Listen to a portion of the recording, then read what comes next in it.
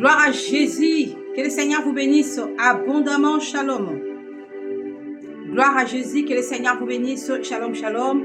Je suis la servante de Dieu, l'évangéliste et prophétesse Dorcas Favert de l'église La Restauration par la foi en Jésus-Christ en France, précisément à Paris. Gloire à Jésus dans la ville de Bonneuil, dans la commune de Bonneuil-sur-Marne. Que le Seigneur vous bénisse abondamment. Et chers bien-aimés dans le Seigneur, je viens parler aujourd'hui de la sanctification. Gloire à Jésus, la vie de la crainte de Dieu, la vie de la sanctification corporelle. Je parle de la sanctification du corps parce que beaucoup de personnes ne comprennent pas pourquoi les femmes aujourd'hui sont dépouillées. C'est quelle doctrine, c'est que l'église qui vient de sortir, c'est quelle secte. Il y a certaines personnes qui disent que c'est un secte. Et aujourd'hui, j'aimerais bien expliquer les choses. Et les choses qui se trouvent déjà dans la parole de Dieu que nous ignorons. Et ben voilà pourquoi le Seigneur m'a recommandé aujourd'hui de venir parler de certaines choses qui se trouvent déjà dans la parole de Dieu. Je prends la parole de Dieu dans le livre de Romains chapitre 12, le verset 1 à 2. Mais pour commencer, j'aimerais bien quand même prier pour que le Saint-Esprit nous oriente et nous dirige. Je recommande cette vidéo entre tes mains, éternel et Dieu Père. Prends le contrôle de toutes choses. Seigneur, lave les oreilles de tes enfants. Seigneur, enlève tout ce que l'ennemi avait mis dans leurs oreilles pour que tes enfants comprennent mal. Seigneur Jésus-Christ de Nazareth, délivre ton peuple, Seigneur, à travers de ce message et que ton peuple soit restauré au nom puissant de Jésus. Je me recommande, Seigneur Jésus, moi que tu as établi cet après-midi pour pouvoir parler à ton peuple. Conduis et dirige-moi, éternel Dieu. Laisse que, Seigneur, que ton esprit puisse travailler à moi et que mon savoir-faire puisse disparaître. Je parlerai de ta part et, Seigneur, tu te glorifieras dans tout. Que toute la gloire te revient au nom de Jésus. Amen. Alors, bien-aimés dans le Seigneur, je lis la parole de Dieu dans le livre de Romains chapitre 12, du verset 1 à 2. La Bible dit: « Je vous exhorte donc, frères, par les compassions de Dieu, à offrir votre corps comme un sacrifice vivant, saint, agréable à Dieu, ce qui sera de votre part un culte raisonnable. Ne vous conforme pas au siècle présent, mais soyez transformés par le renouvellement de l'intelligence, afin que vous discerniez quelle est la volonté de Dieu, ce qui est bon, agréable et parfait. » Gloire à Jésus. La Bible dit, Dieu, l'apôtre Paul nous exhorte à offrir nos corps, alléluia, à offrir nos corps comme un sacrifice. C'est ton corps que tu dois offrir à Dieu comme un sacrifice saint et agréable. Ça veut dire que Dieu te demande d'être saint tout le jour. Ce n'est pas juste dans ton cœur, mais là, ça parle de ton corps. Ça veut dire que le Seigneur a besoin de ton corps. Le Seigneur a besoin de ton âme. Le Seigneur a besoin de ton esprit. Et le Seigneur a besoin de tout en toi. Ceux qui disent que, voilà, Dieu ne regarde que le cœur. Ici, le Seigneur nous demande de sanctifier notre corps. Est-ce que ton corps est sanctifié? Est-ce que ton corps peut être aussi un temple du Seigneur, où la Bible dit que votre corps est le temple du Saint-Esprit? La Bible dit que d'offrir notre corps comme un sacrifice saint et agréable. Est-ce que quand on voit ton corps, on voit la sainteté? Est-ce que dans ton corps, le Seigneur peut reposer? Gloire à Jésus. La Bible dit, ne vous conformez pas au siècle présent. Le siècle où le diable est en train d'inventer des choses. Le siècle où les gens commencent à dire que nous sommes dans les temps de Kilelo aujourd'hui. Ça veut dire que votre manière de vous habiller, votre manière de parler de l'ancien temps, nous, on est dans Kilelo, on est dans aujourd'hui. On fait des choses selon aujourd'hui. Et la Bible nous interdit de nous conformer au siècle présent. Les siècles à laquelle le diable nous invente des choses qui ne glorifient pas le Seigneur. Soyez prudents, bien-aimés dans le Seigneur. La Bible dit, soyez transformés par le renouvellement de l'intelligence, afin que vous discerniez quelle est la volonté de Dieu. Soyez renouvelés par l'intelligence et la connaissance de Dieu. Alléluia. Faites comme Salomon qui a demandé la sagesse. L'intelligence vient de Dieu. Le discernement vient de Dieu. Discerner des choses. Discerner des choses avant d'entrer dans des débats. Alléluia. Dieu a offert ton corps pour que ton corps soit son temple. Et en retour, Dieu te demande d'offrir aussi ton corps comme un sacrifice saint et agréable. Alléluia, pour ton Dieu. Il te demande et que ton corps soit saint. Alléluia. Et que ton corps ne soit pas souillé. Et que ton corps ne soit pas un caverne de démons. Un lieu où se refuge plutôt des démons. Et ça sera un culte raisonnable de ta part. Ça veut dire que si ton corps est saint, si ton corps est propre, si ton corps est nettoyé, ton corps sera un culte raisonnable à l'égard de ton Dieu. Voilà pourquoi la Bible dit que ton corps est le temple du Saint-Esprit. Ça veut dire que le Saint-Esprit a besoin de te visiter, a besoin de visiter ton corps tout le temps pour que ton corps soit un culte raisonnable à ton Dieu. Ne vous conformez pas au siècle présent. Les siècles présents, les invasions du monde, les choses que l'ennemi a mises à notre disposition. Dieu nous a créés à son image et à sa ressemblance. Bien-aimé, qui ignore que Dieu nous a créés à son image? Qui ignore que Dieu nous a créés à sa ressemblance? C'est biblique. Alors aujourd'hui, des femmes ne se ressemblent plus à Dieu. Aujourd'hui, les femmes se ressemblent à Jézabel. Bien-aimé, dans la parole de Dieu, nous avons vu, il y avait une femme que la parole de Dieu a bien décritée. La parole de Dieu a bien expliqué que cette femme, c'était une femme qui s'est maquillée pour séduire. Alors toi qui s'est maquillée, tu te maquilles pour qui? Tu te maquilles pour quel rôle? Quel rôle que tu assumes? Et dans les églises, on voit de ces genres de femmes. Et moi-même, je faisais partie. Alléluia. Je faisais partie jusqu'à ce que la lumière a frappé dans ma porte. Je faisais partie de bandes de femmes qui se maquillaient. Alléluia. J'étais parmi ces femmes qui pouvaient critiquer certaines femmes qui n'étaient pas maquillées. Bien aimé, je n'étais pas aussi accro au maquillage. Mais voir une femme passer dans la rue sans se maquiller, soit une femme fréquenter l'église ou des fêtes sans se maquiller, j'étais la première à critiquer. Ah ben voilà, bien aimé dans le Seigneur, aujourd'hui je suis démaquillée à cause de l'appel du Seigneur. Alléluia, gloire à Jésus. Je lis la parole de Dieu aussi. Dans les livres de 1 Jean, le Seigneur t'appelle, la bien-aimée, à te dépouiller. Le Seigneur veut te voir naturel. Le Seigneur ne veut pas te voir, bien-aimé, dans le Seigneur maquillé. La Bible dit dans le livre de 1 Jean chapitre 2. 1 Jean chapitre 2. Alléluia, le verset 15. 1 Jean chapitre 2, verset 15, la Bible dit: n'aimez point le monde, ni les choses qui sont dans le monde. Si quelqu'un aime le monde, l'amour du Père n'est point en lui. Ne point aimer le monde. Mais toi, tu aimes le monde plus que le Seigneur. Tu aimes la mode. Quand on parle du monde, on parle des inventions, des choses qui se trouvent dans le monde. Alléluia. La Bible ne te recommande pas. Tu n'as pas été créé venir au monde pour pouvoir aimer le monde. Tout ce qu'on a trouvé dans le monde, c'est les inventions du diable. Alléluia.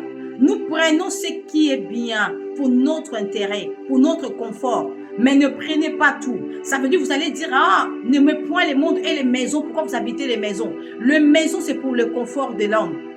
Alléluia, c'est pour la sécurité. Des habits que nous portions, bien aimés dans les Seigneurs, nous portions des habits, bien aimés, pour pouvoir nous couvrir. Ce n'est pas pour la mode. Ce n'est pas pour aller faire le matalana comme j'apprends des mots qui sortent aujourd'hui. Il faut se montrer. Non. On ne s'habille pas pour se montrer. On ne met pas des choses sur nous qui attirent des autres à venir vers nous. Alléluia. N'aimez point le monde si quelqu'un aime le monde. Alléluia. Si quelqu'un aime le monde, la Bible dit que si quelqu'un aime le monde, la personne n'a pas l'amour de Dieu sur elle. Si tu aimes le monde, l'amour du Père n'est point en toi. Ça veut dire que tu aimes le monde plus que Dieu. Dieu n'est pas le monde. Le monde, c'est les démons. Alléluia. Le monde, c'est les démons. Ça veut dire que toi, tu aimes le monde au lieu d'aimer Dieu. Dieu te demande à l'aimer plus que le monde. À ne point aimer les choses qui se trouvent dans le monde. Bien aimé, Dieu te demande à te débarrasser des choses du monde. Et le dépouillement, c'est quoi? Je me reparle du dépouillement. Pourquoi aujourd'hui nous sommes dépouillés? En regardant ces deux versets qui nous demandent de ne point aimer le monde. Et si quelqu'un aime le monde, Dieu, le Père, n'est point en lui. Ça veut dire qu'au moment où tu commences à aimer le monde, excusez-moi, Au moment où tu aimes le monde, tu n'aimes pas le Seigneur. Ça veut dire que le Saint-Esprit te quitte parce que l'amour du monde est en toi. L'amour de démons, l'amour des esprits sataniques est en toi. Le diable te possède. Et nous aussi, nous faisions partie de personnes qui ont aimé le monde, qui ont aimé la mode, qui ont aimé se maquiller, mettre de faux cheveux. Bien-aimés dans le Seigneur, la Bible ne nous recommande pas de nous coiffer. Alléluia. La Bible ne nous recommande pas de nous coiffer. Alléluia. Ton corps est le temple du Saint-Esprit. Tu n'es pas le maître de ton corps. Gloire à Jésus. Tu n'es pas le maître de ton corps. Je lis la parole de Dieu. Le livre de 1 Timothée, chapitre 2, le verset 9. La Bible dit, je veux aussi que les femmes vêtues d'une manière décente, avec pudeur et modestie, ne séparent ni de tresses, ni d'or, ni de perles, ni d'habits somptueux, ne séparent, ne pas mettre, ne pas porter de perles, de l'or et ne pas se tresser le cheveu. Gloire à Jésus. 1 Timothée chapitre 2, le verset 9. Ça veut dire quand toi tu te tresses le cheveu, tu es en train de pécher. La parole de Dieu ne te recommande pas d'aller faire des tresses. Alors dans vos églises où vous êtes, dans les églises catholiques, néo-apostoliques, dans les églises protestantes, évangélistes de la voie large, ils ne vous diront jamais de ne pas faire des tresses. Ils ne vous diront jamais ça. Ils ne vous diront jamais de ne pas vous paraître avec de perles, avec de bijoux. C'est biblique. Le Seigneur ne nous recommande pas de porter de bijoux. Certaines personnes font débat pour dire que quand Abraham a envoyé son serviteur aller épouser Rebecca, ils ont apporté des bijoux. Alléluia. Tu sais que Abraham est sorti d'une famille idolâtre. Abraham ne pouvait pas faire autre chose que de faire la coutume. Si la coutume demande cela, ces choses-là, nous le ferons parce que c'est la coutume. La dot lui imposait de faire des choses de cette manière-là. Alléluia. C'est la dot qui lui a imposé de faire des choses de cette manière-là. C'est comme aujourd'hui. Malgré tout, nous voulons être conformes à la parole de Dieu. Mais nous ne pouvons pas briser la coutume. La coutume, la dot, ce sont des choses que nous devons respecter. Parce que la dot, quand les choses sont recommandées par la famille, tu dois donner des choses telles que les choses ont été demandées dans la liste. Et ne faisons pas de débat à ça. Le bijou, les perles, alléluia, tout ce que nous voyons comme perles, comme des boules de tête, des choses que les gens mettent dans leur tête pour pouvoir attirer l'attention. C'est des choses qui ne glorifient pas les seigneurs. Excusez-moi, bien-aimés dans les seigneurs. Faites les choses qui honorent les seigneurs. Des bijoux sont interdits dans la parole de Dieu. Faire des tresses, c'est interdit. Et bien voilà, aujourd'hui, quand vous voyez des personnes ne pas se parer de perles, ne pas se parer, quand je dis se parer, ne pas mettre, ne pas porter de perles, ne pas porter des bijoux, c'est biblique. Ce n'est pas une coutume, ce n'est pas un secte, ce n'est pas une église qui vient de quoi que ce soit, mais c'est la parole de Dieu qui existait déjà et que personne n'avait mis en action et que personne avait mis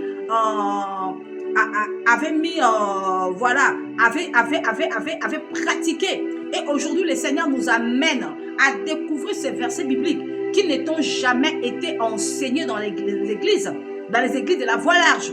Ils t'ont autorisé de porter des mèches. Bien aimé dans le Seigneur, en dehors de faire des tresses, aujourd'hui, le diable t'a inventé de mèches et de faux cheveux. Des mèches qui sont des caoutchoucs, des fibres, des plastiques. Le diable t'apprend à être rebelle à l'égard de ton Dieu. Tu mets de mèches, tu mets des cheveux qui appartiennent aux autres personnes. Parmi les cheveux que tu mets sur toi, il y a des cheveux, des faux cheveux. Quand je parle de faux cheveux, de brésiliennes, de cheveux indiennes, des cheveux sur ce quoi. Alléluia, chinois, alléluia. C'est des cheveux qui appartiennent aux êtres humains.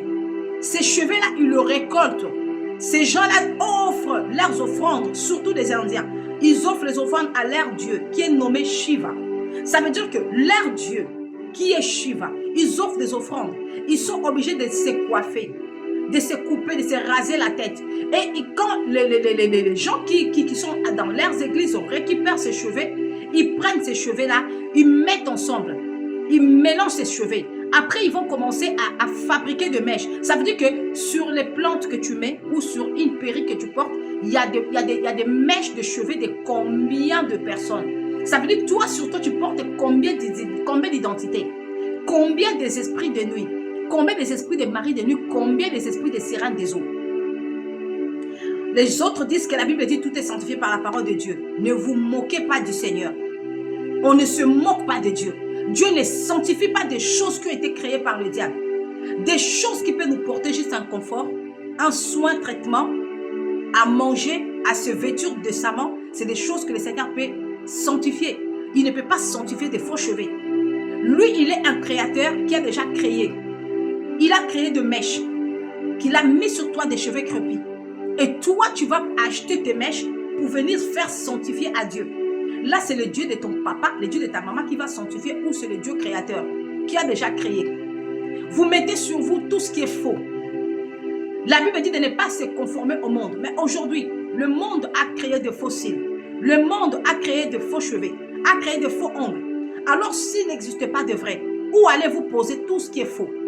Il a fallu que le vrai ongle existe, de vrais cils existent, de vrais cheveux existent, pour que vous veniez poser sur ça vos faux.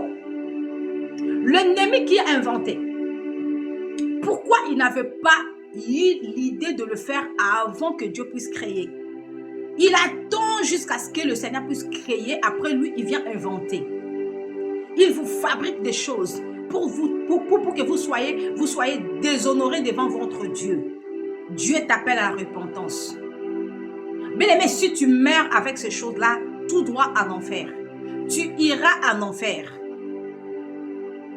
Tu n'es pas conforme à la parole de Dieu, tu meurs, tu vas en enfer. Repends-toi, il est temps pour toi pour que tu donnes ta vie complètement à Jésus. Et pour des femmes qui s'habillent mal, qui se moquent des femmes qui s'habillent correctement, c'est la parole de Dieu qui nous recommande. Gloire à Jésus. La Bible a dit de ne pas mettre le vêtement. La femme doit être habillée d'une manière décente. Toujours dans les livres de 1 Timothée chapitre 2, le verset 9. Alléluia. Dieu demande aux femmes d'être habillées décemment. Et la parole de Dieu dit dans le livre de Deutéronome chapitre 22, verset 5.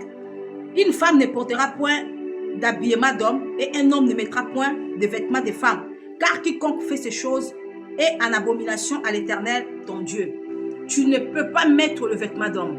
L'homme ne peut pas mettre de vêtements de femme. Des personnes qui font ça sont en abomination. Alléluia. Les gens disent que les pantalons femmes existent. Ça n'existe pas des pantalons femmes. Ça n'existe pas.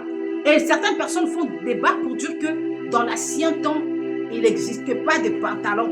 Ce n'est pas Dieu qui a créé de pantalons. Mais c'est l'idée. Cette idée-là d'inventer des pantalons est biblique. L'idée d'inventer des pantalons est biblique. L'idée de créer un pantalon, l'idée est venue de Dieu. C'est le Seigneur qui a recommandé. Alléluia, a recommandé. C'était au moment où les enfants d'Israël étaient encore dans le désert. Et pendant que les fils d'Aaron étaient obligés, ils étaient des sacrificateurs. Les fils d'Aaron recevaient de sacrifices qu'apportaient les enfants d'Israël pour aller offrir à l'autel.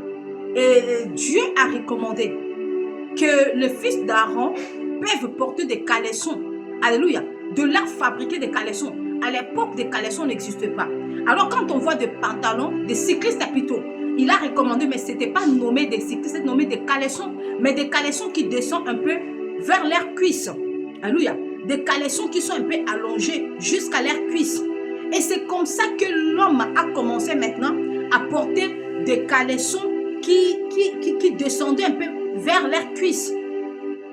Et aujourd'hui, on les appelle quoi? Des cyclistes. Alléluia. Genre de cyclistes, genre de colons, pour que au moment où ils sont devant l'autel pour pouvoir sacrifier, leur nudité ne soit pas vue.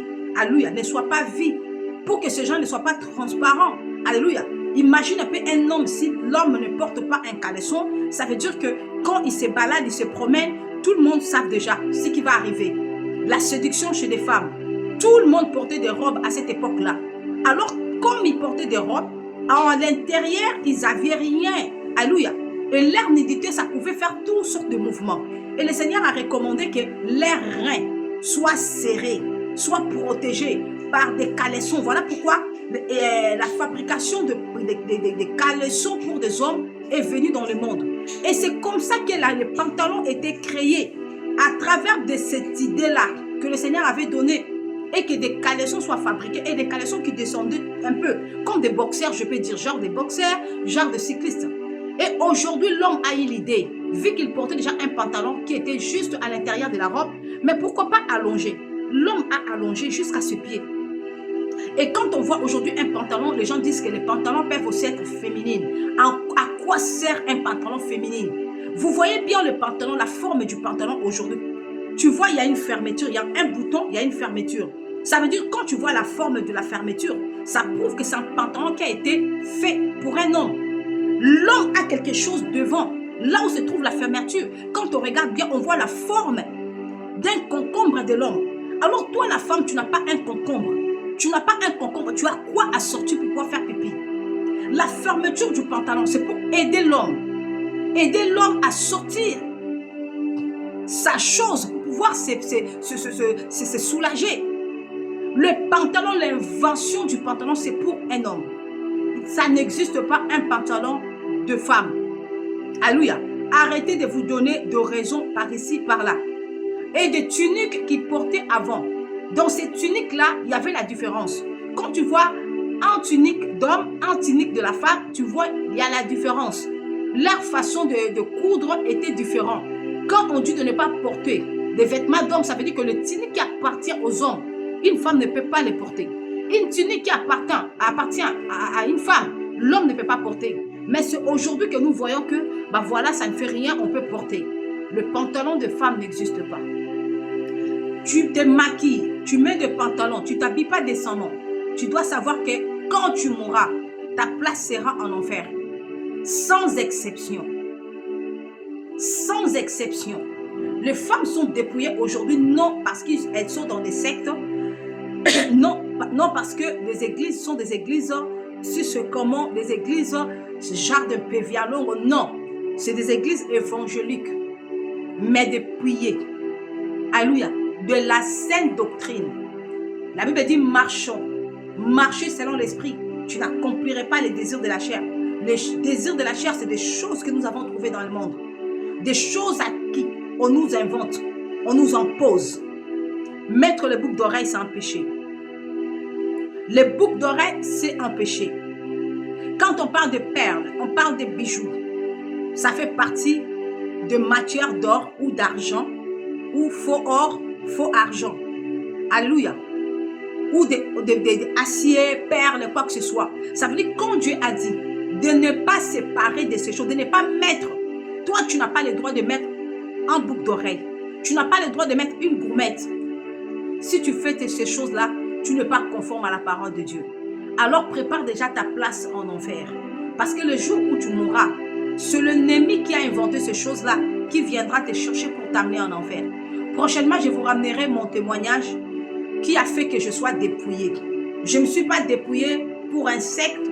Je ne me suis pas dépouillée pour qui que ce soit. Je me suis dépouillée parce que c'était le temps de Dieu.